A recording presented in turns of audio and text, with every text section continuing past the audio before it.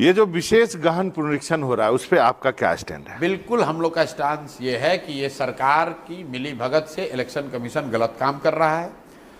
इसके दो तथ्य हैं कि भाई अभी 1.5 साल पहले यहाँ चुनाव हुआ है, तो जो वोटर लिस्ट बना वो चुनाव आयोग ने बनाया। अभी लोकसभा का चुनाव उसी से हुआ है। तो अगर आप कह रहे हैं कि वो वोटर लिस्ट खराब है, गलत है, अशुद्ध है, तो भाई उसमें नेपाली हैं, बांग्लादेशी हैं, तो क्या चुनाव आयोग ये मानने को तैयार है कि लोकसभा का जो चुनाव हुआ, जो पार्लियामेंट का चुनाव हुआ, जिस चुनाव से मोदी जी प्रधानमंत्री बने, वो वोटर लिस्ट शुद्ध नहीं था? अगर आप ये कह रहे हैं कि लोकसभा चुनाव के बाद लोग आ गए नेपाल से, बांग्लादेश से, तो लोकसभा चुनाव के बाद बिहार में देश में सरकार किसकी है? वो भाजपा और नीतीश की है।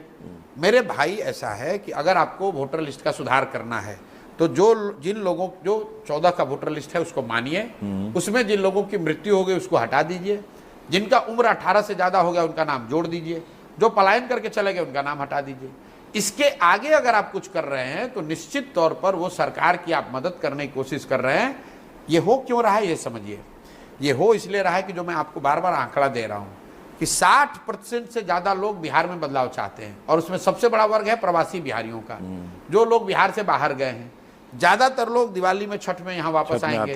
अब सरकार घबराई हुई है कि ये लोग आएंगे तो ये सब एनडीए के खिलाफ वोट देंगे, उनका नाम किसी तरह काटा जाए, उनको वोट देने का अधिकार न हो, क्योंकि वो आदमी अभी बॉम्बे से, कोयम्बटूर से, गुजरात से आकर अपना नाम रिवाइज नहीं करा सकता है।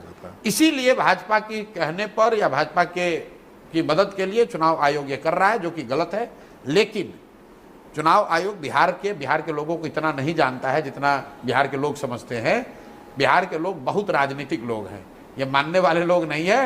हर हालत में हर व्यक्ति अपना नाम उसमें जुड़वा लेगा।